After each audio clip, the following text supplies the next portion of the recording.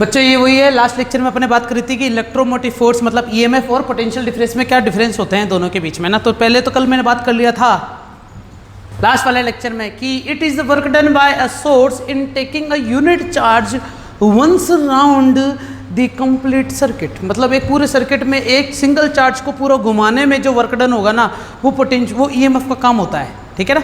और potential difference क्या करता है, एक पॉइंट से दूसरे पॉइंट पर ले जाने का काम करते हैं बस किसी भी सर्किट के अंदर, है ना। फिर बात करते हैं ये इक्वल होता है किसके लिए, मैक्सिमम पोटेंशियल डिफरेंस के। मतलब क्या हो गया, मैंने बताया कि भाई पोटेंशियल डिफरेंस क्या होता है कि किसी भी, जैसे ये सर्किट है पूरा, मैंने इतने से टाइम पीरियड के लिए लिया तो यहाँ पर पोटेंशियल डिफरेंस आ गया, समझ में आया। लेकिन अगर पोटेंशियल डिफरेंस देखा जाए तो कितना होगा मैक्सिमम से मैक्सिमम, क्या यहाँ से लेके यहाँ तक हो सकता है क्या। और ये तो ईएमएफ के बराबर हुआ नहीं हुआ, लेकिन इसको मैं क्या बोल सकता हूँ, मैक्सिमम पोटेंशियल डिफरेंस। अरे समझ में आया क्या, पोटेंशियल डिफरेंस का मतलब होता है दो पॉइंट के बीच में पोटेंशियल का डिफरेंस। अब दो पॉइंट मैंने बोला कि पहला भी यही है, स्टार्टिंग भी यही है और फाइनल भी यही है, तो पूरा चक्कर घूमना मतलब ईएमएफ है और इसको मैक्सिमम पोटेंशियल बोला, तो ये लाइन समझ में आई क्या। और इसका मतलब ऐसे बोल सकते हो कि ईएमएफ हमेशा पोटेंशियल डिफरेंस से क्या होगा बच्चों, ज़्यादा ही होगा।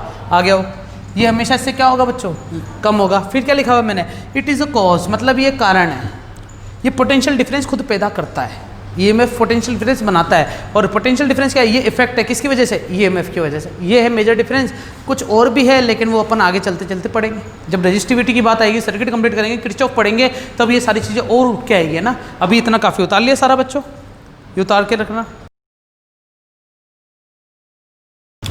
Current, electricity. अच्छा, अपन ने क्या क्या बात कर ली बच्चों, बताओ, रिपीट करते। सबसे पहले अपन ने किसकी बात करी है, करंट। करंट मैंने ये बताया कि अगर चार्ज जो है वो एक पॉइंट से किसी दूसरे पॉइंट पर किसी टाइम के अंदर पहुंच जाता है या फ्लो होने लग जाता है, फ्लो ऑफ या फिर rate of flow of charge को क्या बोलते हैं अपन, करंट बोलते हैं। जैसे करंट कंप्लीट करा, फिर अपन ने क्या पढ़ा बच्चों, करंट डेंसिटी, पढ़ा नहीं पढ़ा। फिर अपन ने जाते जाते ये भी पढ़ा कि करंट डेंसिटी वेक्टर क्वांटिटी, कौन सी बच्चों, लेकिन केवल करंट की बात करूंगा तो ये कौन सी क्वांटिटी है, बताओ सही बात है कि नहीं है। ये सारी कहानी अपन ने पढ़ ली थी धीरे धीरे जाते जाते। और करंट डेंसिटी के बारे में अपन ने ये भी फॉर्मूला पढ़ा था कि अगर किसी भी कंडक्टर के अंदर अगर क्रॉस सेक्शनल एरिया किसी एंगल पर आ जाए, समझ में आया ना बच्चों, क्रॉस सेक्शनल एरिया किसी एंगल पर, और ये तो क्या है, चार्ज फ्लो हो रहा है, ये एंगल थीटा आ जाए, तो यहाँ पर क्या लेंगे, ए कॉस थीटा, और यहाँ पर क्या आएगा, अरे समझ में आएगा। तो इसलिए हमें क्या लिया जाता है, ए कॉस थीटा। इसलिए हमारे पास फॉर्मूला क्या बना था कि जे, बच्चों मैं कैपिटल लिखूँ हुए छोटा लिखूँ, बात एक ही है क्या, आई अपॉन ए कॉस थीटा। तो आई बराबर क्या आ जाएगा, जे ए कॉस थीटा। तो हमारे पास आई का फाइनल फॉर्मूला मिलता है J vector dot A vector.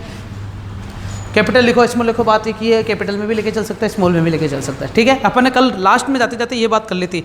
अब आगे की बात बताता हूँ बच्चों, क्या पढ़ने वाले अपन, है ना, समझना।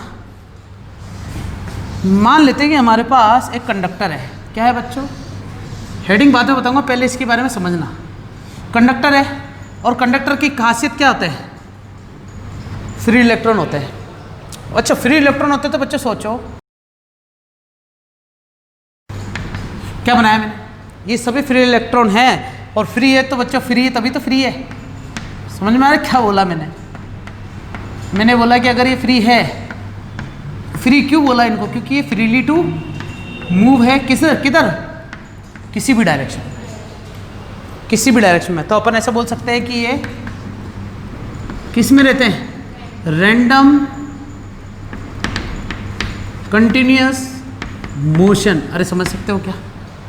अच्छा सोचो कि कोई भी चार्ज, या तुम खुद सोचो किसी भी पार्टिकल की मैं बात करूं, सब्सटेंस की बात करूं, उसमें छोटे छोटे पार्टिकल होते हैं, और वो सारे पार्टिकल दूर दूर होकर एक दूसरे को बम्बार्डिंग कंडीशन कब करते हैं, जब टेम्परेचर बढ़ाते हैं।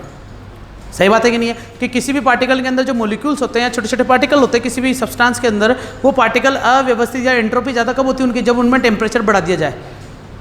क्या बिना टेम्परेचर बढ़ाए ही इनके अंदर ऐसी स्थिति हो रखी है क्या, टेम्परेचर नहीं बढ़ाया फिर भी ऐसा है क्या, इसका मतलब कहीं ना कहीं इनके अंदर क्या मौजूद है बच्चों, थर्मल एनर्जी मौजूद है। कि ये हल्की सी थर्मल एनर्जी इसके अंदर मौजूद है, जिसकी वजह से इलेक्ट्रॉन फ्री टू मूव हो रहे हैं। और थर्मल एनर्जी है तो प्रत्येक इलेक्ट्रॉन, में सिंगल एक इलेक्ट्रॉन की बात करता हूँ तो उसकी मैं इनिशियल थर्मल वेलोसिटी भी मान लूँ क्या? कितनी मान लेता हूँ मैं? u मान लेता हूँ। कितनी मान लेता हूँ बच्चों? u। तो कितने पार्टिकल है मान लेते हैं हमारे पास? नंबर ऑफ पार्टिकल कितने हैं? कैपिटल N है, ठीक है ना। तो अगर सोचा जाए तो फर्स्ट पार्टिकल की वेलोसिटी कितनी होगी? थर्मल वेलोसिटी, फर्स्ट पार्टिकल की थर्मल वेलोसिटी बोल देता हूँ u1 का वेक्टर, बोलो हाँ। ऐसे सेकंड पार्टिकल की कितनी होगी थर्मल वेलोसिटी? u2 के वेक्टर, सही बात है कि नहीं है? ऐसे थर्ड पार्टिकल की कितनी होगी? u3 vector. इतने कितने पार्टिकल है बच्चों? nth पार्टिकल है क्या? कितना हो जाएगा? un। अरे समझ में आया क्या? अब तुम खुद देखो कि ये सभी पार्टिकल की जो वेलोसिटी है क्या एक दूसरे को नेगलेक्ट कर देगी क्या? मैं एक चीज़ बताता हूँ, क्या ये आवे जैसे तरीके से गति कर रहे हैं क्या? मोशन इनका रैंडम है क्या? मतलब कोई स्पेसिफाइड डायरेक्शन नहीं है, स्पेसिफाइड नहीं है। इसका मतलब तुम खुद सोचो कि मान लो कि एक इलेक्ट्रॉन ये लिया तो दूसरा ये इलेक्ट्रॉन क्या एक दूसरे के अपोजिट डायरेक्शन में है या नहीं है? क्या एक दूसरे को काट देंगे, नहीं काट देंगे? अरे समझ में आया क्या? पक्का। इसी प्रकार इसको देखो और इसको देखो, क्या ये एक दूसरे को काट सकते हैं क्या? और समझ में आ रहा है? इसी प्रकार ये देखो और ये देखो, तो ऐसे देखा जाए तो हाफ ऑफ दिस, ये सारी चीज बिटा रहा हूं क्योंकि अपन पढ़ चुके हैं ना। तो मैं ऐसा बोल सकता हूं बच्चों कि इनमें से जो आधे हैं ना particle, half of particle moving in the direction of, कौन सी डायरेक्शन में? Opposite direction of remaining half particle. बच्चों क्या समझ में आया? पक्की लाइन समझ में आई क्या? कि हमें पता चल गया कि ये सारे पार्टिकल जो है ये अलग अलग तरीके से मोशन में तो हैं, अलग अलग डायरेक्शन में मोशन में तो हैं, लेकिन इन सबको अगर ढंग से देखा जाए तो आधे पार्टिकल हमेशा उस डायरेक्शन में मूवमेंट कर रहे हैं जितने रिमेनिंग आधे पार्टिकल उसकी ऑपोजिट डायरेक्शन में कर रहे हैं। तो जिसकी वजह से क्या होगा? टोटल वेलोसिटी, चाहे तुम टोटल बोलो या फिर क्या बोलो बच्चों, एवरेज वेलोसिटी क्या हो जाएगी? पक्का। अब मैं एवरेज वेलोसिटी का फॉर्मूला निकालूं बच्चों, u इज इक्वल टू क्या होगा? u1 vector, u2 vector, u3 vector, ऐसे जाते जाते कितना अपॉन में n, और u पूरी कितनी होगी बच्चों? 0। कौन सी वेलोसिटी कहेंगे अपन? Average thermal velocity.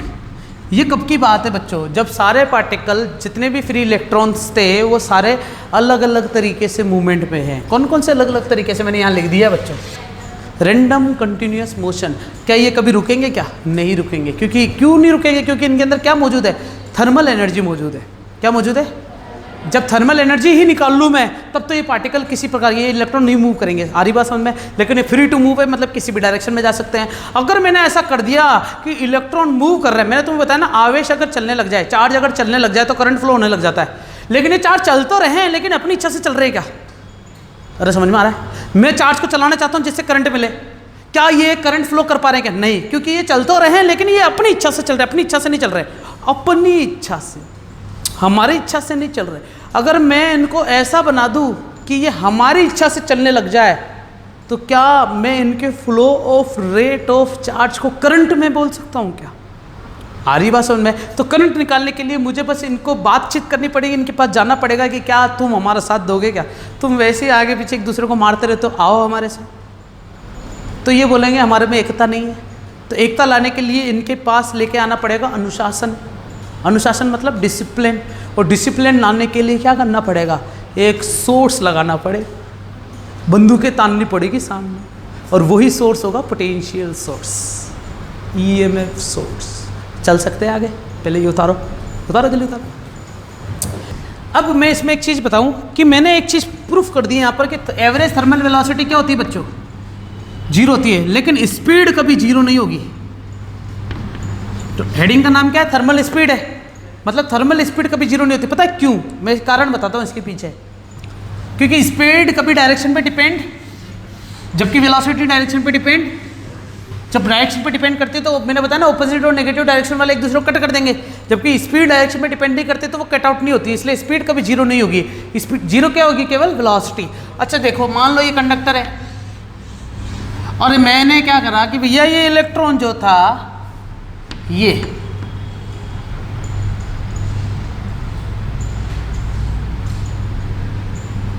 क्या समझ में आया बच्चों? बताओ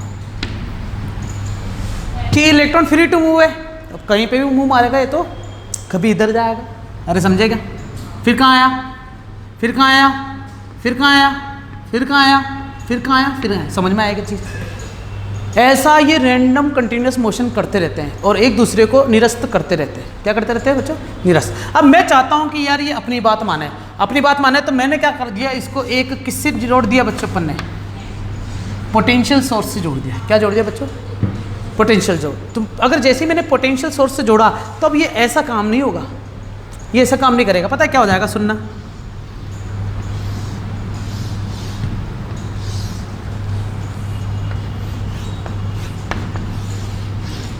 क्या पोटेंशियल सोर्स की वजह से ये पॉजिटिव प्लेट है तो यहाँ पर सारा पॉजिटिव पॉजिटिव जैसा कुछ मिलेगा क्या इसको?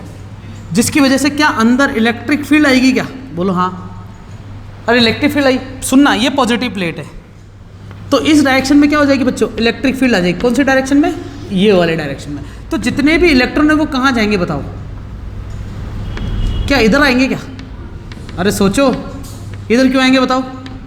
क्योंकि जहाँ से इलेक्ट्रिक फील्ड आती है वो तुम क्या मानते हो कि यहाँ पर कहीं ना कहीं पॉजिटिव चार्ज रहा होगा और नेगेटिव चार्ज हमेशा किसकी तरफ जाएंगे? Positive direction. अरे समझ में आएगी चीज़? मतलब ये जितने भी इलेक्ट्रॉन हैं ये एक तरफ जाने लग गए के सारे। जो पहले अव्यवस्थित थे, जो पहले रैंडम कंटिन्यूस मोशन कर रहे थे, अब वो मोशन में तो है लेकिन रैंडम में नहीं है, सिस्टमेटिक कंटिन्यूस मोशन में आ जाएंगे। आएंगे नहीं आएंगे? अच्छा, इनको मोशन में लाने के लिए क्या मुझे ये लगाना पड़ा क्या? ये क्या करता है? ईएमएफ लगाता है कि नहीं लगाता बच्चों? क्या ये फोर्स लगाता है कि नहीं लगाता? सोचो कि भाई जैसे ही इलेक्ट्रिक फील्ड लगाई, ये जितने भी नेगेटिव चार्ज थे ये सब एक डायरेक्शन में आ गए, तो क्या हुआ? देखो जरा क्या हुआ।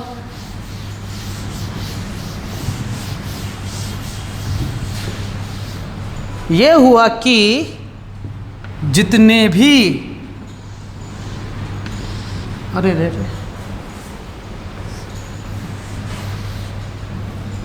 क्या हुआ बच्चों? देखो, जैसे इलेक्ट्रिक फील्ड तुमने क्या करी बच्चों?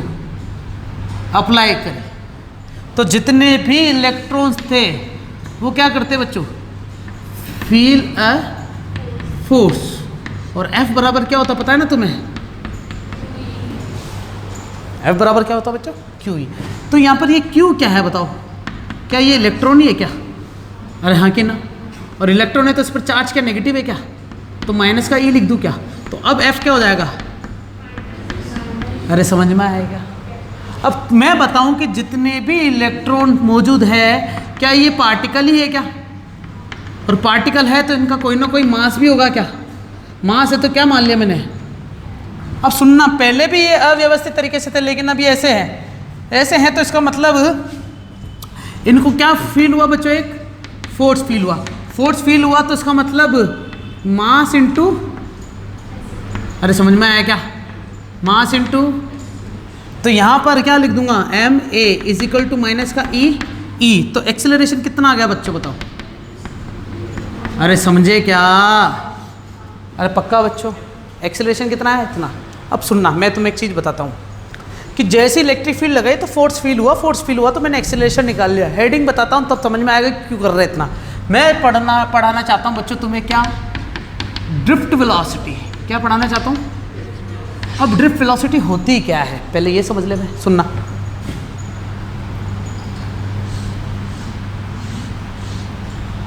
मान लेते कि ये इलेक्ट्रॉन यहाँ से स्टार्ट हुआ था और ऐसे ऐसे करके इधर चला गया, तो ये सब इसकी डायरेक्शन हो गई क्या?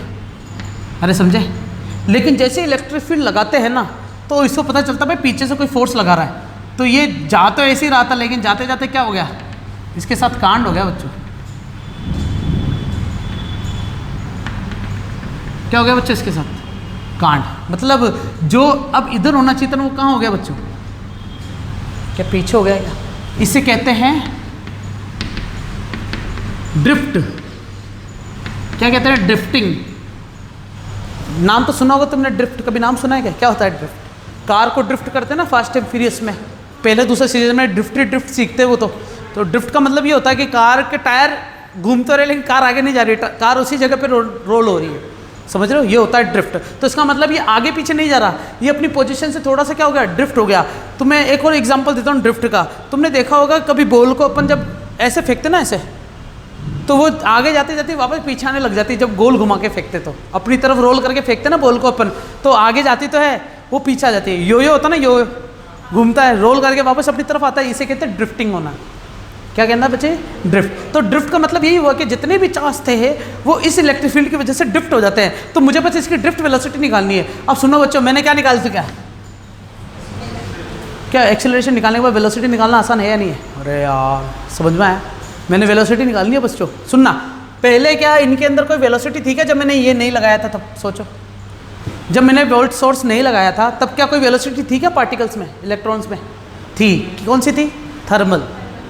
है कि नहीं है? अभी भी तो पढ़ा अपन ने कि जब मैंने किसी पर वोल्ट सोर्स नहीं लगाया किसी कंडक्टर के अंदर, तो जितने भी मुक्त इलेक्ट्रॉन थे या फ्री इलेक्ट्रॉन थे उन पर एक ही वेलोसिटी थी, वो थी थर्मल वेलोसिटी। लेकिन जैसे ही तुमने फोर्स लगवाने लग गया तो उसमें क्या आ गया? एक्सेलरेशन आ गया। अब मैं एक्सेलरेशन आ गया ना, तो यहां से निकालना चाहता हूं ईच पार्टिकल एक्सपीरियंस्ड। अब एक्सपीरियंस की स्पेलिंग मेरे को पता नहीं, लेकिन समझ जाओ बच्चों ना, ये एक्सपीरियंस लिख रहा हूं ना, कि ईच पार्टिकल एक्सपीरियंस्ड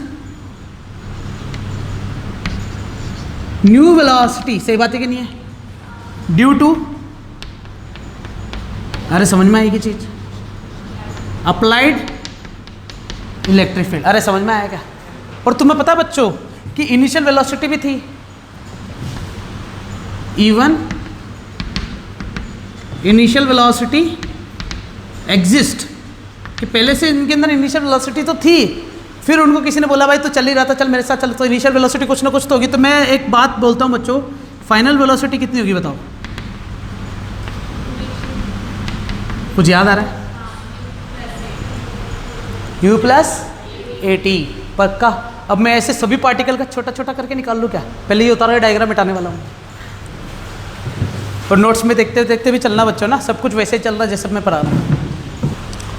अब देखो बच्चों कि ये जो इलेक्ट्रॉन था वो यहाँ से यहाँ और यहाँ से इस डायरेक्शन में और ऐसे ये कब मुड़ता है बताओ? सोचो।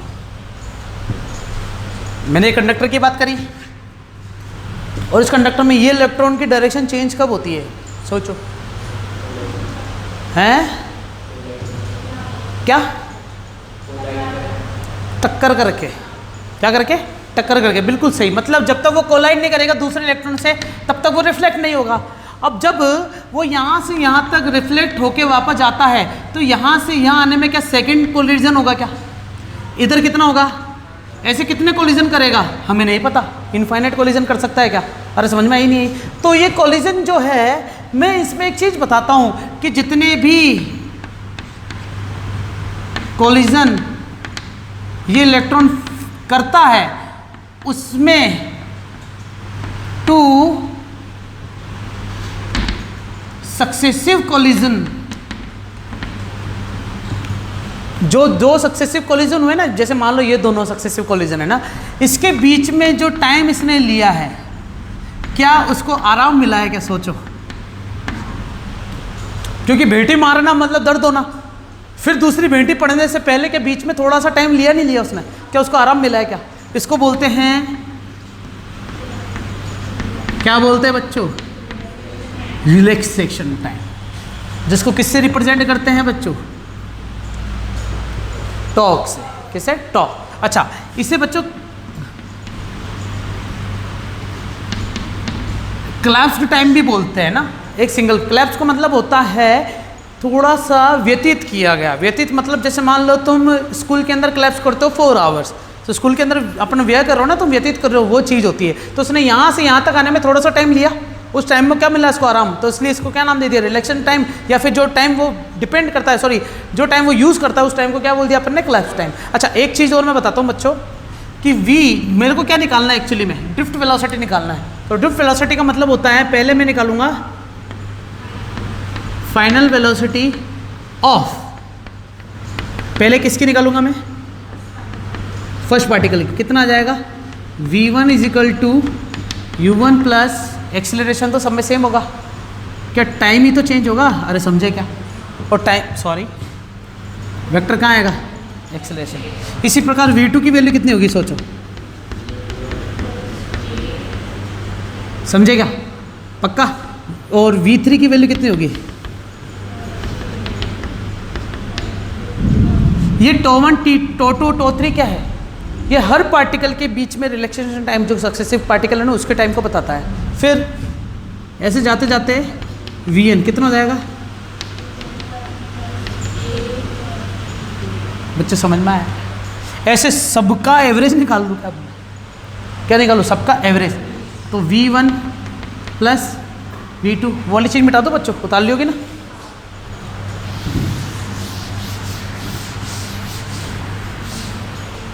तो सबका एवरेज क्या निकला है हमारे पास, v1 प्लस v2 प्लस, मैंने यहाँ गलत लिख दिया है, ये क्या आएगा यहाँ पे, कैपिटल एन आएगा क्या, है ना, क्या आएगा बच्चा, कैपिटल एन।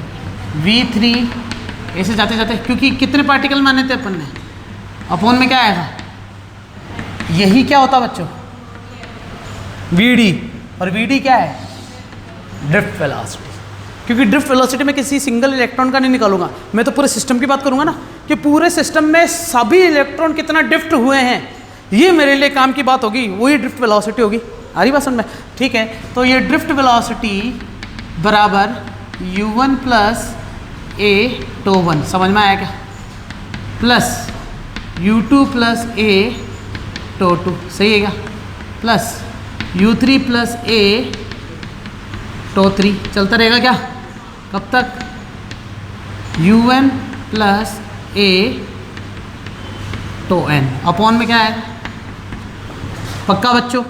मैं क्या लिख रहा हूँ बच्चों, जरा समझना, मैं u1 u2 को एक साथ लिख दिया क्या, है ना, अपॉन में क्या चल रहा है, n, a सब में कॉमन आ गया, क्या बचेगा, टो1, अरे वेक्टर नहीं आएगा ना, टो2, और ऐसे कब तक टो n तक, अपॉन में n, ये तो जीरो हो गया, कैसे, थर्मल वेलोसिटी जीरो होती है, थर्मल स्पीड जीरो नहीं होती है, तो ये यहाँ पर लिख देता हूँ मैं, ये क्या है, थर्मल वेलोसिटी, क्या है बच्चों। तो हमारे पास vd की वैल्यू कितनी मिली है, a टो, मैंने इसको टो लिख दिया पूरे को, ये है एक्चुअली में रिलैक्सेशन टाइम बच्चों, समझ रहे हो, आ रही बात समझ में। रिलैक्सेशन टाइम ये किसके लिए था, ये सिंगल पार्टिकल के लिए, ये किसके लिए, ये पूरे सिस्टम के लिए रिलैक्सेशन टाइम हो गया कि सबने कितना यूज़ करा, आ रही बात समझ में।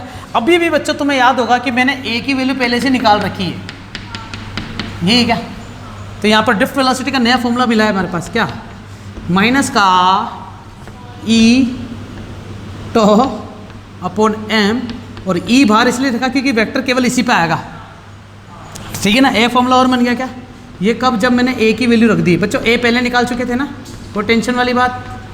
ये क्या निकला, drift velocity, most important topic है, आता है हमेशा, इसलिए याद रखना है ना, उतारो तो डाले बच्चों। ओके गाइस एंड भैंसिस, अब ये जो vd का जो फॉर्मूला मिला है ना, बताओ किस पे डिपेंड कर रहा है, क्या इलेक्ट्रिक फील्ड पे डिपेंड करता है क्या, सही ना, जितनी ज़्यादा इलेक्ट्रिक फील्ड होगी उतना अच्छा। एक चीज़ और मैं बताता हूँ, ये जो vd है ना बच्चों, सुनना, ये डिपेंड करता है एक तो टेम्परेचर पे भी, करता है नहीं करता, बताओ, क्या टेम्परेचर पे डिपेंड करता है क्या, बिल्कुल, अगर टेम्परेचर ज़्यादा हो तो, अच्छा टेम्परेचर ज़्यादा है तो बताओ t की वैल्यू बढ़ेगी या घटेगी, थोड़ा दिमाग लगाओ, अगर टेम्परेचर ज़्यादा कर दूँ तो t बताओ घटेगा या बढ़ेगा, कम होगा, क्यों होगा कम, देखो टी टॉ का मतलब है आरामदायक टाइम, आराम वाला टाइम, अगर मैं और टेम्परेचर बढ़ा दूंगा क्या उसको आराम करने का टाइम मिलेगा क्या, अबे यार नहीं आया दिमाग में समझ, पक्का।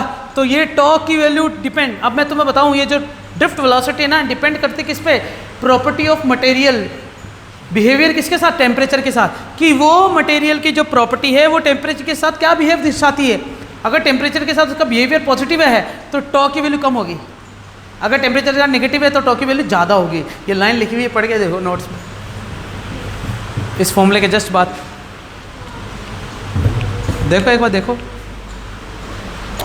रिलैक्सेशन टाइम के बारे में लिख रखा है ना ऊपर ही ऊपर, समझ में आ रहा है क्या? रे मतलब ये किस पे डिपेंड करता है? ये इस बात पे डिपेंड नहीं करता है कि टेम्परेचर हाई है कम है, डिपेंड करता है मटेरियल की प्रॉपर्टी कैसी है, बिहेवियर विद टेम्परेचर। आ रही बात समझ में?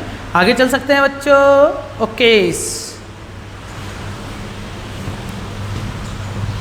बच्चों, इसमें एक टॉपिक और आता है, मीन फ्री पाथ। क्या था बच्चों? तो मीन फ्री पाथ पता है क्या होता है? सुनना,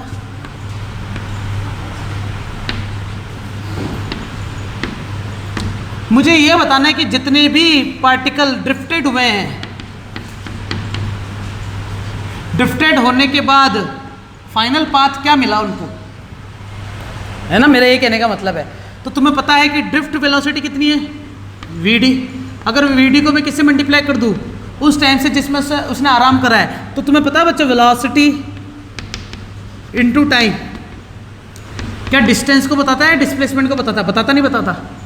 अरे हाँ कि ना? तो यही क्या होगा बच्चों, लेमडा को बताएगा, जो कि क्या बताएगा? Mean free path. समझ में आ गया क्या?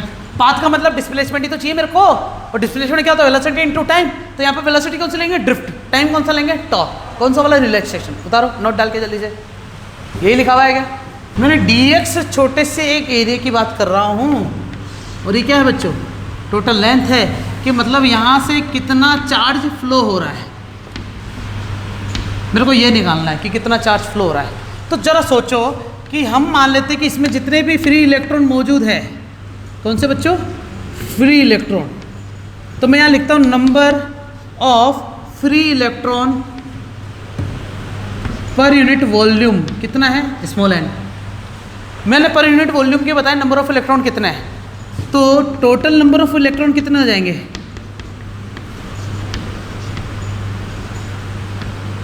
क्या एन को मल्टीप्लाई कर दूं क्या वॉल्यूम से? अरे समझ में आया? पर यूनिट वॉल्यूम कितना है ये, तो एन से अगर वॉल्यूम से मल्टीप्लाई कर दूं एन को, तो क्या टोटल नंबर ऑफ इलेक्ट्रॉन निकल जाएंगे क्या? ठीक है। अब वॉल्यूम का फॉर्मूला क्या होगा बताओ? एरिया इनटू, अरे समझ में आएगा? मैं तो इतने से एरिया की बात करूंगा ना, समझ रहे हो बच्चों? और पूरे की बात करूंगा तो dx की जगह क्या जाएगा? L। कोई टेंशन वाली बात? ठीक है। तो यहाँ पर मेरे को मिले नंबर ऑफ इलेक्ट्रॉन, मैंने इसको क्या नाम दे दिया? Capital N। Number of electron मिल चुके बच्चों मुझे, तो नंबर ऑफ चार्ज कितने होंगे टोटल? टोटल नंबर ऑफ चार्ज, तो मैं नंबर ऑफ इलेक्ट्रॉन को मल्टीप्लाई कर दूं इलेक्ट्रॉन पर चार्ज के, तो टोटल चार्ज मिल जाएगा क्या? मैं चार्ज क्यों निकाल रहा हूँ? क्योंकि मुझे करंट निकालना, करंट निकालने के लिए चार्ज चाहिए, चार्ज निकालने के लिए टोटल नंबर ऑफ इलेक्ट्रॉन चाहिए। हाँ, चार्ज निकालने के लिए क्या चाहिए? Total number of electron. तो नंबर ऑफ इलेक्ट्रॉन ये निकाल लिया, चार्ज कितना ही है, तो आंसर क्या आएगा? N E A और क्या आ जाएगा बच्चों? ds। ये क्या मिला अपन को? टोटल नंबर ऑफ चार्ज कितना? उस पर्टिकुलर वॉल्यूम से निकलने वाला। समझ में आया क्या? तो उसको क्या नाम दे दिया मैंने? dq। मुझे चाहिए करंट, क्या चाहिए? करंट। करंट मतलब I बराबर क्या होता है? dq बाई, तो बताओ dq वैल्यू क्या मिली है? N E A D x। तो क्या आ जाएगा? क्या dt इसके नीचे आ जाएगा क्या? तो dx बाई dt को बोलते हैं बच्चों bd। क्या बोलूँगा मैं? क्योंकि यहाँ पर अब कोई और वेलोसिटी तो आएगी नहीं, कंडक्टर है, अपन ने पोटेंशियल सोर्स भी लगा रखा है इसके साथ, समझ रहे हो? तो वेलोसिटी भी कौन सी आएगी बच्चों इसके अंदर? Drift velocity. कौन सी वेलोसिटी आएगी? Drift velocity. ओके, मुझे क्या मिल चुका बच्चों? करंट मिल चुका है। अगर मैं I के नीचे किसका डिवाइड कर दूं? अरे समझे क्या रे? पक्का? कोई टेंशन वाली बात? ठीक है। तो ये क्या हो जाएगा बताओ? जे हो गया क्या? और यहाँ पर क्या है? N E और V D। अगर वेक्टर है तो वेक्टर लगाओ आप। V D का फॉर्मूला बताओ क्या क्या निकाला था अभी अपन ने? N E है E अपॉन M है ना? क्या निकाला बच्चों अपन ने? माइनस का E अपॉन M इंटू टॉ। यही था क्या? माइनस कब लगाते हैं? चार्ज पर वो नेचर को बता रहा है। माइनस अभी नहीं लगाएं तो क्या बचेगा हमारे पास, जी जे बराबर एन ई, और यहाँ पर क्या जाएगा ई टॉक एम इंटू ई, समझ में आएगा। ये ई क्या हो जाएगा, ई स्क्वायर, बिंदु में क्या हो जाएगा टॉर्क, अपॉन में क्या है एम, इधर क्या है और ये क्या है जे। अब सुनना बच्चों, मैं थोड़ा सा यहाँ पर फील करवाना चाहता हूँ कि जे बराबर आया एन, एन क्या है नंबर ऑफ इलेक्ट्रॉन्स पर यूनिट वॉल्यूम, सही बात है कि नहीं। ई क्या है चार्ज और इलेक्ट्रॉन, कितना होता है 1.6 × 10⁻19, क्या ये कांस्टेंट है क्या ई भी कांस्टेंट हो गया क्या, ठीक है। ये क्या है टॉ रिलेशन टाइम, ये भी कांस्टेंट। फिर क्या है एम, एम मतलब मास ऑफ पार्टिकल, ये भी कांस्टेंट। ये पूरा क्या हो जाएगा बच्चों कांस्टेंट मान लो। तो मैंने इसका क्या नाम दे दिया, कांस्टेंट ना बोल के एक टर्म बोल दी, क्या बोल दी सिग्मा, क्या बोल दी बच्चों सिग्मा। और सिग्मा को बोलते हैं इंग्लिश में क्या बोलते हैं बच्चों, कि भैया ये कंडक्टर में कंडक्टिविटी ज़्यादा कब होगी, जब नंबर ऑफ इलेक्ट्रॉन ज़्यादा होंगे, ये रहा इलेक्ट्रॉन पर चार्ज ज़्यादा होगा, जब रिलैक्सेशन टाइम भी ज़्यादा हो और मास क्या हो कम हो, हल्के होने चाहिए, बाकी सब ज़्यादा होना चाहिए, जिससे क्या मिलती है कंडक्टिविटी बढ़ती है। और ये फॉर्मूला मिला जे बराबर सिग्मा ई। अभी भी बात खत्म नहीं हुई बच्चे, पहले जल्दी से उतारो, जल्दी से उतारो, अभी भी चल रहा है ना सिलसिला, खत्म नहीं हुआ। यहाँ तो समझ में आया क्या पढ़ा रहे अपन, हेडिंग नोट्स में बच्चों देखो, ये जो जे है वो सिग्मा ई है। तो मैं तुम्हें एक चीज़ बताना चाहता हूँ बच्चों, क्या जो कंडक्टिविटी होती है ना वो रेजिस्टिविटी की उल्टी होती है, समझ में आएगा। रेजिस्टिविटी का मतलब होता है रोकना, कंडक्टिविटी का मतलब होता है चलना, तो दोनों एक दूसरे के उल्टे होंगे नहीं होंगे। तो कंडक्टिविटी होती है सिग्मा, तो रेजिस्टिविटी होती है बच्चों क्या रो। अब जे का फॉर्मूला क्या है आई अपॉन ए, सही बात है कि नहीं है। सिग्मा को क्या रखता हूँ मैं, सिग्मा ही रखता हूँ। ई बराबर क्या होता है, ई बराबर होता है वी अपॉन डी मेरे हिसाब से। तो मैं बताऊँ कैसे, वी बराबर क्या होता है, ई डी होता है क्या सूत्र, तो ई बराबर क्या हो जाएगा वी बाई डी। अब सुनना मैं क्या बताना चाह रहा हूँ, आई अपॉन ए बराबर 1/रो वी अपॉन एल। बताओ मैंने क्या करा, इस सिग्मा की वैल्यू रख दी क्या 1/रो। फिर मैंने क्या करा बताना बच्चों,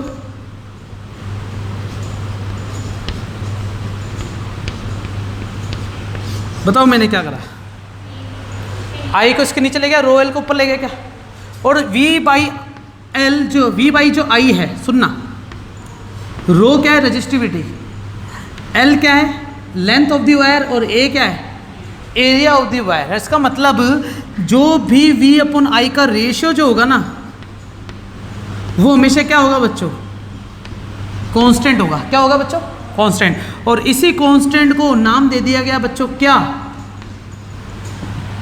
मतलब v अपॉन आई बराबर क्या होता है r, मतलब v बराबर क्या होता है आई आर।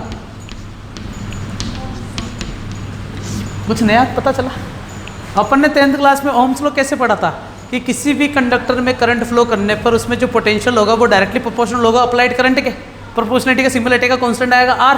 ओहो, ये तो थ्योरम है, सॉरी ये तो लॉ है ओम्स लॉ है ना।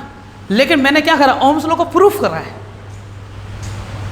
12th में और 11th से क्या डिफरेंस पता चला है, 10th में भी था, 12th में क्या है कि अपन ने ओम्स लॉ प्रूफ करा है। सोचो पहले कंडक्टर था, कंडक्टर के अंदर इलेक्ट्रॉन फ्री टू मूव थे, जब फ्री टू मूव थे तो क्या उनकी वेलोसिटी टोटल मिला के जीरो थी क्या, बस मुझे यही तो करना था कि उनकी जीरो वेलोसिटी को जीरो ना करके यूज़ कर लिया जाए और वही वेलोसिटी को करंट के रूप में यूज़ कर लिया जाए, है कि नहीं है। तो उनके लिए क्या किया गया, बंदूकें रखनी पड़ी, ताननी पड़ी, सामने अनुशासन रखना पड़ा, डिसिप्लिन रखना पड़ा, वोल्टेज सोर्स रखना पड़ा, जिससे एक इलेक्ट्रिक फील्ड जनरेट हुई, इलेक्ट्रिक फील्ड की वजह से फोर्स फील हुआ और फोर्स फील्ड की वजह से एक्सीलरेशन आया, एक्सीलरेशन से वेलोसिटी आई। अरे समझ में, वेलोसिटी से तो करा बाकी सारा, ये देखो यहाँ से, अरे कहाँ गया पता नहीं, वेलोसिटी आई, वेलोसिटी से अपन ने निकाल लिया चार्ज करंट। क्या करंट डिपेंड कर रहा है क्या वेलोसिटी पे, वेलोसिटी से क्या निकाला करंट, करंट से अपन ने निकाल लिया बच्चों डेंसिटी, और चार्ज डेंसिटी करंट डेंसिटी से अपन ने क्या निकाल लिया बच्चों ओम्स लॉ। क्वेश्चन आता है derive the law, Ohm's law है ना, या ओम्स लॉ का फॉर्मूला ड्राइव करो। तो आपने तो 10th में से पढ़ा है ओम्स लॉ क्या होता है, अपन ने फॉर्मूला ड्राइव भी कर लिया। अब पूरा 10th वाला पढ़ेंगे सारा। क्या क्या पढ़ा था बताओ? इसकी जस्ट बात पूरा 10th का आएगा, पता है क्या? ओम्स लॉ कि भाई किसी भी कंडक्टर में करंट फ्लो करने पर जो पोटेंशियल होगा वो डायरेक्टली प्रोपोर्शनल होगा अप्लाइड करंट के प्रोपोर्शनलिटी कांस्टेंट रखेगा बच्चा आर वी बराबर आई आर। आर बताता किसको? आर बताएगा इसको रेजिस्टेंस को। किसको बताएगा ये? रेजिस्टेंस को। फिर अपने बाद में पढ़ा था कि रेजिस्टेंस जो होता है डिपेंड कर क्या होता है? रो एल अपन ए। याद आ रहा है कि नहीं आ रहा? मैंने तो पहले ही प्रूफ कर दिया कि आर बराबर होता है रो, जिस पे ये किस पे डिपेंड करता है? लेंथ पे और एरिया पे। एरिया कम होना चाहिए, लेंथ ज़्यादा होना चाहिए। फिर अपन ने पढ़ा था सीरीज कॉम्बिनेशन और पैरेलल कॉम्बिनेशन। इसके बाद की जो भी चीज़ आएगी ना रेजिस्टेंस की, वो सारी क्या है? 10th क्लास की है। तुम्हारे सीरीज और पैरेलल सिलेबस से हट गए, लेकिन फिर भी मैं बता दूंगा क्योंकि अपन ने कैपेसिटर का करा है ना, उसकी थोड़ा सा पढ़ लेंगे ताकि अपन कॉन्टेक्ट में रहना चाहिए। सब उतारो सारा। हेडिंग क्या लिखोगे बताओ? Relationship between charge density current density. ऊपर लिखा हुआ देखो, क्या क्या लिखा हुआ है? और देखो पहला आ गया ये रिलेशन, वही है, वहीं पर खत्म हो गया था। और ये क्या है? इसके बाद का जो भी है ओम्स लॉ। समझ में आ गया? उतारो sir. Relation between current density, conductivity and electric field, वो आता फॉर्मूला। और फॉर्मूला यूज होगा बहुत बार न्यूमेरिकल में। चलो भैया, आज तक अपन ने जो जो पढ़ा अभी तक, क्या क्या फॉर्मूले पढ़े चलो बताओ। सबसे पहले आई क्या पढ़ा? D Q Y. फिर क्या पढ़ा? जे। क्या पढ़ा? आई अपॉन ए। एक्चुअली में आई बराबर था जे डॉट ए, है क्या नहीं है? तो पहला फॉर्मूला, दूसरा, तीसरा। और बताओ चौथा क्या पढ़ा? अपन ने पढ़ा था ए और वी डी। क्या पढ़ा था? है ना? सही कि नहीं है? या फिर स्क्वायर थोड़ी है? अब ठीक है, ओके। फिर यहाँ आ गए फॉर्मूले सारे। आई है ना, N E A V D. फिर क्या पढ़ा? N E V D. फिर क्या पढ़ा? Sigma into E. सही बात है ना? फिर क्या पढ़ा? वी अपन आई बराबर, है ना? फिर क्या पढ़ा? अरे सही है क्या? क्या सारे फॉर्मूले से लाइन से सीक्वेंस से याद रखोगे तो होगा क्या? अब क्वेश्चन कैसे कैसे बनते सुनना। सीधा पूछ लिया करंट क्या होता है, चार्ज डेंसिटी क्या होती है, चार्ज डेंसिटी क्या होती है। ये कैसे का ये इसके लिए क्या पूछेंगे क्वेश्चन कि किसी भी कंडक्टर को अगर मैं पोटेंशियल सोर्स से जोड़ देता हूँ तो बताओ कि कितना एक्सेलरेशन आता है फ्री इलेक्ट्रॉन्स के अंदर। तो ये आता है। कितनी ड्रिफ्ट वेलोसिटी होती है, इम्पोर्टेंट। कितना करंट आता है आफ्टर ड्रिफ्टिंग, इम्पोर्टेंट। कितनी चार्ज डेंसिटी होती है आफ्टर ड्रिफ्टिंग, इम्पोर्टेंट। ये तो इम्पोर्टेंट है अपने आप में, है ना? हेडिंग है पूरी इसकी। तो ये नोट डालो बच्चों अच्छे से पूरा। ये अपन अभी तक ये पढ़ लिया सारा, हो गया। अब देखो बच्चों, मैं पढ़ाने चाह रहा हूँ ओम्स लॉ। तो डेफिनेशन तुम्हें पता है किसी भी कंडक्टर के अंदर, है ना, जो भी पोटेंशियल आएगा वो डायरेक्टली प्रोपोर्शनल होगा किसके? सॉरी, डायरेक्टली प्रोपोर्शनल होगा किसके? Flow of current through this conductor, है ना? सही है। तो इसका मतलब V is directly proportional to I, V is equal to I R, जिसमें से R क्या है? एक प्रोपोर्शनलिटी कांस्टेंट। और प्रोपोर्शनलिटी कांस्टेंट की वैल्यू क्या है? क्या बोलेंगे इससे अपन? रेजिस्टेंस। क्या बोलता है बच्चों? क्या बोलती पब्लिक? रेजिस्टेंस। ओके, ये रेजिस्टेंस जो है तो इसकी यूनिट भी होगी कोई ना कोई। तो क्या होती है? वोल्ट पर एम्पियर। अरे हाँ कि ना?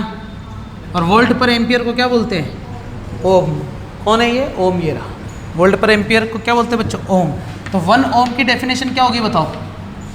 कि अगर किसी कंडक्टर के अंदर 1 एम्पियर की करंट फ्लो होता है और उसके अंदर पोटेंशियल डिफरेंस कितना जाता है? 1 वोल्ट का जाए तो वो कितना रेजिस्टेंस देगा? 1 ओम का रेजिस्टेंस लिखा हुआ है। वैसे तो समझ में आई ना? ऐसी सी चीज़ें तो अपन बना ही सकते हैं, ठीक है। अब मैं यहाँ पर एक चीज़ बताता हूँ, कैरेक्टरिस्टिक्स।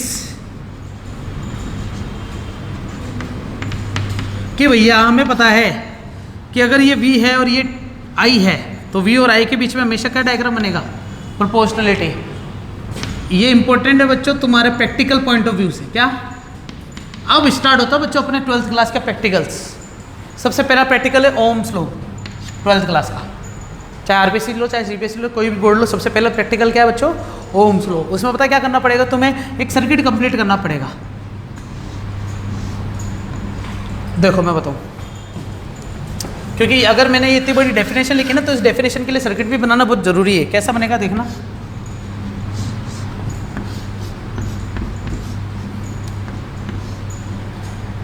ये बनाया मैंने सर्किट जिसमें ये किसको बताता आर को, ये किसको बताता वी को, ये किसको बताता की को, किसको बताता बच्चों, की को।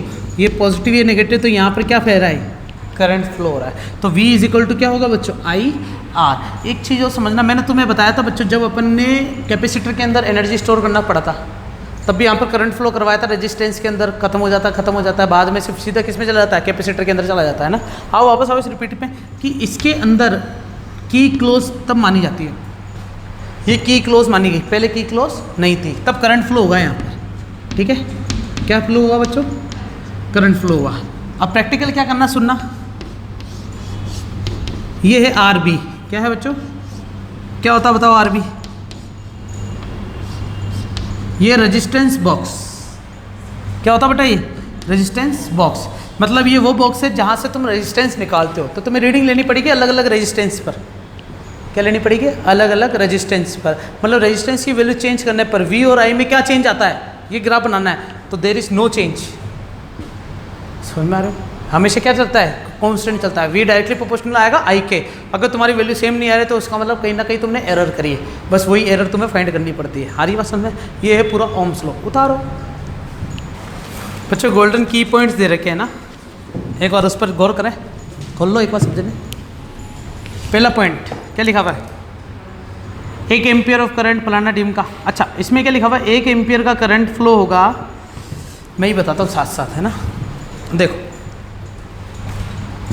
1 एम्पियर का करंट फ्लो कब होगा, जब 1 कूलाम चार्ज 1 सेकंड तक हो। सही बात है कि नहीं है, 1 कूलाम चार्ज में कितने इलेक्ट्रॉन होते तुम्हें पता है क्या, नहीं पता तो मैं याद दिला दूँ, ये निकाला था अपन ने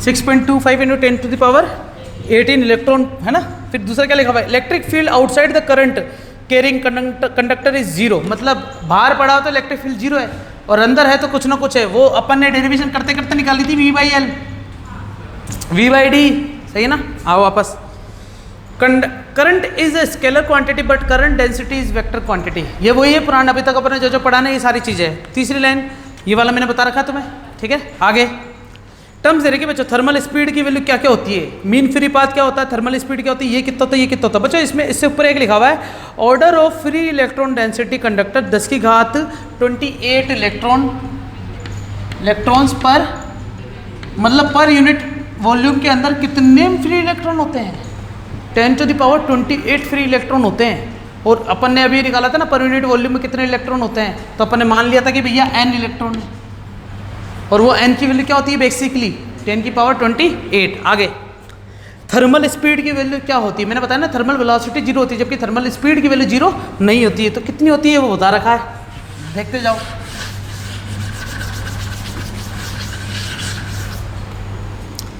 कि यहाँ पर थर्मल स्पीड कितनी दे रखी है, 10⁵ मीटर/सेकेंड, ये थर्मल स्पीड की वैल्यू है बच्चों। फिर मीन फ्री पाथ लेमडा की वैल्यू 10 आर्मस्ट्रॉन्ग होती है। 10 आर्मस्ट्रॉन्ग का मतलब समझते हो, 10⁻⁻10 मीटर, सही है ना। मतलब 10⁻⁻9 मीटर हो जाएगा क्या, ये मीन फ्री पाथ है। मतलब इतना छोटा होता है वो मीन फ्री पाथ किसी पार्टिकल के लिए। फिर आगे है रिलैक्सेशन टाइम टॉर्क कितना है, 10⁻14 सेकेंड, यूनिट सही कर लेना उसको ना, 10⁻14 सेकेंड होगा बच्चों। मतलब इतना छोटा है। अब सोचो बच्चों, टेम्परेचर में बढ़ा दूँ तो टॉर्क की वैल्यू क्या होगी, कम होगी ना। तो बच्चों पावर और माइनस में होगी या प्लस में होगी, माइनस में होगी, और माइनस में, क्योंकि कम होना है ना अपन को, तो मतलब नीचे की टर्म बढ़ानी है ना, मतलब ये बढ़ाओगे तभी तो ये कम होगा, समझ रहे हो। फिर आगे ड्रिफ्ट वेलोसिटी दे रखी कितनी होती है, याद रहेगा ये न्यूमेरिकल पॉइंट ऑफ व्यू से बच्चों याद रखनी। आगे बच्चों इसमें एक चीज़ लिख रखी है कि भाई सिस्टम और करंट कैरियर। करंट कैरियर मतलब पता, मैं तुम्हें एक चीज़ बताता हूँ, चार्ज कैरियर। क्योंकि करंट फ्लो होने के लिए क्या होना जरूरी है, चार्ज में होना चाहिए ना, कि चार्ज किस में होता है। जैसे मैं बात करता हूँ, अभी तक अपन ने बोला कि इलेक्ट्रॉन्स के अंदर चार्ज होता है, तो करंट फ्लो होने के लिए कौन काम आ रहा है, इलेक्ट्रॉन्स। हर जगह इलेक्ट्रॉन काम नहीं आता। मेटेलिक बॉडी के अंदर इलेक्ट्रॉन होता है, बाकी सबके अंदर अलग अलग। तो देखो मेटेलिक के अंदर क्या क्या, फ्री इलेक्ट्रॉन। दूसरा क्या है, हाइड्रोजन डिस्चार्ज ट्यूब, तो इसके अंदर क्या क्या है, इलेक्ट्रॉन है और आयन है। हाइड्रोजन डिस्चार्ज ट्यूब के अंदर इलेक्ट्रॉन, मतलब हाइड्रोजन ट्यूब की जब भी बात करेंगे तो उसमें इलेक्ट्रॉन भी होते हैं और आयन्स भी होते हैं। फिर है बच्चों वोल्टेज सेल, है ना। तो जो भी सेल है ना अपने, उन सेल के अंदर आयन्स होते हैं, पॉजिटिव आयन और नेगेटिव आयन। जैसे हाइड्रोजन सल्फाइड दे रखा है, एक हाइड्रोजन आयन और एक सल्फाइड आयन है। फिर है लीड एक्यूमुलेटर, लीड में भी हाइड्रोजन आयन और सल्फाइड आयन है। अगला है सेमीकंडक्टर में इलेक्ट्रॉन्स और होल होते हैं बच्चों, ये अपन सेमीकंडक्टर के अंदर अच्छे से पढ़ेंगे। और एक होता है सुपर कंडक्टर, उसमें सारे इलेक्ट्रॉन्स होते हैं। तो सुपर कंडक्टर और मेटल के अंदर क्या क्या हो गया, मेटल के अंदर तो फ्री इलेक्ट्रॉन होना जरूरी है, लेकिन सुपर कंडक्टर में केवल इलेक्ट्रॉन हो तो भी चल जाएगा काम, ठीक है। फिर आता है बच्चों क्या क्या क्या, एक चीज और आती है ना, मैंने अपन ने स्टेडी फ्लो पढ़ा था क्या, कि अगर मैं ऐसा कर दूं तो बताओ क्या करंट फ्लो होगा, क्या होगा। ये एरिया 1 है, ये एरिया 2 है। अगर एरिया 1 एरिया 2 से ज़्यादा है तो यहाँ चार्ज डेंसिटी कम होगी इसकी तुलना में, सही बात है ना। क्योंकि जब एरिया कम है तो चार्ज से ज़्यादा निकलेंगे, डेंसिटी ज़्यादा होगी क्या वहाँ पर, करंट फ्लो भी ज़्यादा होगा इसकी तुलना में। ये चीज़ याद रखोगे क्या, ये लिखा हुआ है इसके अंदर।